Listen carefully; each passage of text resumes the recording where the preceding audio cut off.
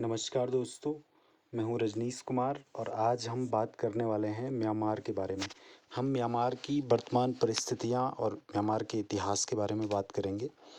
Myanmar जिसका पुराना नाम बर्मा हुआ करता था, तो 1988 के बाद इसे म्यांमार के नाम से जाना जाने लगा। उससे पहले इसे बर्मा नाम दिया जाता था और अशोक महान के समय पे ये अशोक के साम्राज्य का हिस्सा था।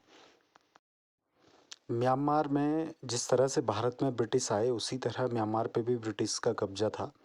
तो ब्रिटिश लोगों के कब्जे से पहले म्यांमार छोटे-छोटे कई राज्यों में बँटा हुआ था और ब्रिटिश राज से पहले जो आखिरी साम्राज्य था बर्मा में उसका नाम था बर्मी वंश और वो ब्रिटिश समय तक रहा बर्मी वंश और इसी वजह से उस समय म्यांमार को बर्मा के नाम से भी जाना जाता था।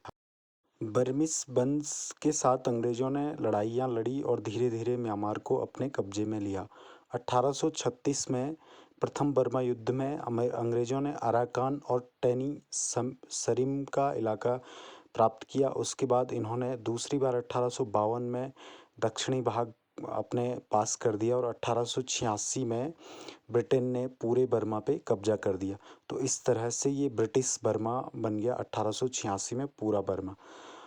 1937 तक बर्मा को भारत का ही एक हिस्सा घोषित किया गया था, लेकिन फिर बाद में अंग्रेज़ों ने इसके लिए एक अलग से व्यवस्था करी और बर्मा को ब्रिटिश कॉलोनी के रूप में एक अलग देश के रूप में पहचान दिखाई। तो यहाँ पे आके बर्मा ब्रिटिश साम्राज्य में बर्मा एक अलग देश के रूप में 1937 से जाना जाने लगा।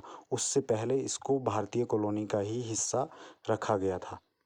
1937 के बाद जब बर्मा एक अलग उपनिवेश के रूप में बनता है तो उसी दौरान 1939 से द्वितीय विश्व युद्ध शुरू होता है और जापान बर्मिस लोगों की मदद से बर्मा आज़ाद फौज, जैसे आज़ाद हिंद फौज था इसी तरह एक बर्मा आज़ाद फौज बनाई गई थी और उन्होंने बर्मा का काफ़ी इलाका जीत भी दिया था और इस तरह से द्वितीय विश्व युद्ध समाप्त होते होते काफ़ी बड़े इलाके पे बर्मा आज़ाद फौज का कब्जा था और बाद में यही लोग सत्ता में भी आए। अब जब धीरे-धीरे एक समय तो अंग्रेज़ों का कब्जा था लेकिन अभी जापानी वहाँ पे हावी होने लगे तो 1945 में आन सन की anti fascist people's freedom league और अंग्रेज़ों ने मिल के जापान को बर्मा से बाहर खदेड़ा और 1947 में आन सन और उनके 6 सदस्यीय जो उनका सदस्यीय संघ था, एक मंडल था, उनको एक तरफ से अंग्रेज़ों ने सत्ता सौंपने का कार्य किया था और आन सन इस तरह से म्यांमार के राष्ट्रपिता भी कहलाए क्योंकि उनको उनकी म्यांमार के गठन में म्यांमार को बनाने में बड़ी भूमिका है। आन सन बर्मा के आज़ाद होते समय ही मारे गए और उनके एक सहयोगी यू नू की अगुवाई में 4 जनवरी 1948 में बर्मा राष्ट्र को आज़ादी मिली अंग्रेज़ों से। ब्रिटिश राज से बर्मा को आज़ादी मिली और इस तरह से यू नुन की अगुवाई में बर्मा में पहली सरकार बनी। सब कुछ ठीक चल रहा था। 1962 तक वहाँ लोकतांत्रिक तरीके से चुनाव होते रहे, सरकारें आती रही। लेकिन 1962 में 2 मार्च 1962 को जनरल ने विन के नेतृत्व में सेना ने तख्तापलट कर दिया, कू कर दिया और सेना ने जो लोकतांत्रिक सरकार थी उसको हटा के स्वयं जो वहाँ की म्यांमार की सत्ता थी उस पे कब्जा कर दिया। इस तरह से 1962 में म्यांमार पहली बार डेमोक्रेसी से डिक्टेटरशिप की तरफ बढ़ा और यहाँ से 1988 तक 1962 से लेकर 1988 तक म्यांमार पे सैन्य शासकों का कब्जा रहा। जो सेना के बड़े अफसर थे वही सरकार में सब कुछ थे। 1988 में वहाँ पे एक आंदोलन शुरू होता है छात्रों के द्वारा और इस आंदोलन को बड़ी बेरहमी से जो सरकार थी उसने कुचला, काफ़ी सारे छात्र मारे गए और यहाँ से फिर से जो एक डेमोक्रेटिक प्रोसेस शुरू होने का एक तरह से आगाज़ होता है, फिर से वहाँ डेमोक्रेसी की आने की एक संभावना बनने लग जाती है और जो ये 1988 का बर्मा का छात्र आंदोलन था, इसी की बदौलत इसी आंदोलन की उपज है आन सू की, जो आजकल के तख्तापलट से पहले म्यांमार की मुखिया थी। जब आंदोलन ख़त्म हो गया, 1988 के आंदोलन को कुचल दिया गया। उसके बाद आंग सान सू की जो हैं वो बड़े लेवल पे एक जन नेता के तौर पे उभरी और उनको 1991 से 2010 तक नज़रबंद करके रखा गया। और उन जिस दौरान उनको नज़रबंद रखा गया था, उस दौरान भी देश में छोटी-मोटी घटनाएँ होती रहती थी लोकतंत्र के समर्थन में।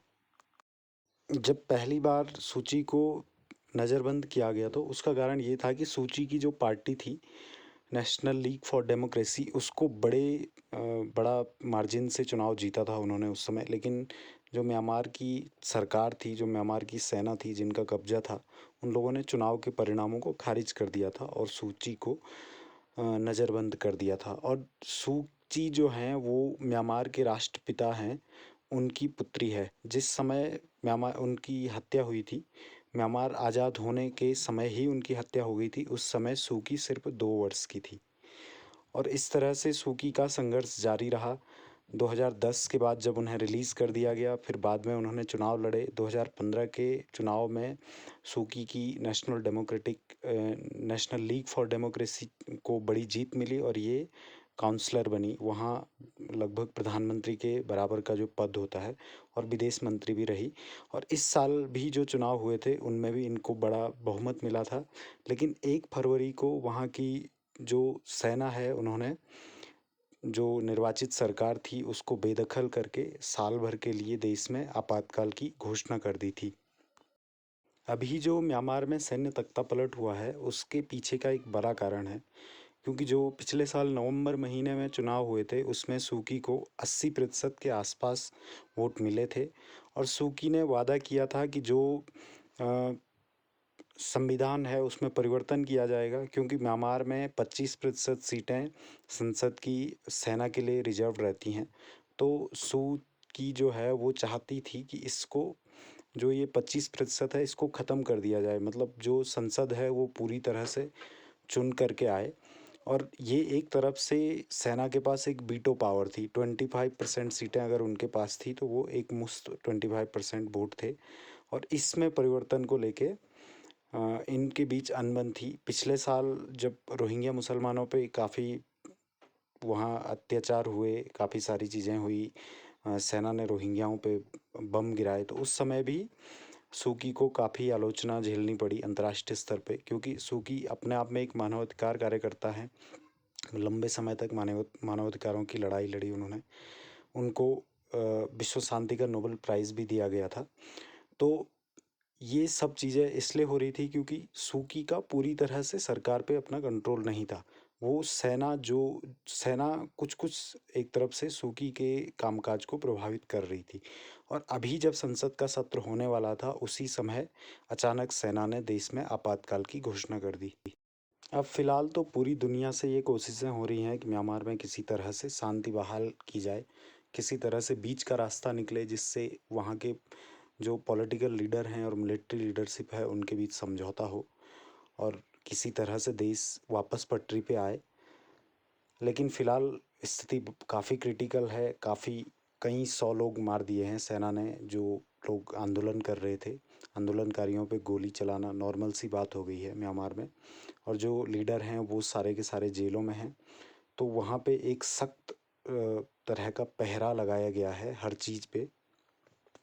तो अंतर्राष्ट्रीय स्तर से, आसियान से या फिर संयुक्त राष्ट्र संघ से यहाँ शांति की कोशिश की जा रही है और आने वाले दिनों में हालात सुधर सकते हैं। अभी तो फ़िलहाल सेना बड़ी बर्बरता कर रही है, आंदोलनकारियों पे गोलियाँ चलवा रही है, नेता सभी जेलों में हैं।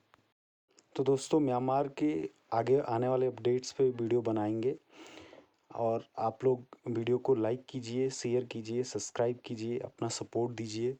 कमेंट कीजिए कि आपको वीडियो किस तरह का लगा और किस तरह से इसमें इम्प्रूवमेंट किया जा सकता है। और जो लोग म्यांमार में सेना की गोलियों से मर रहे हैं, उनको हम श्रद्धांजलि अर्पित करते हैं।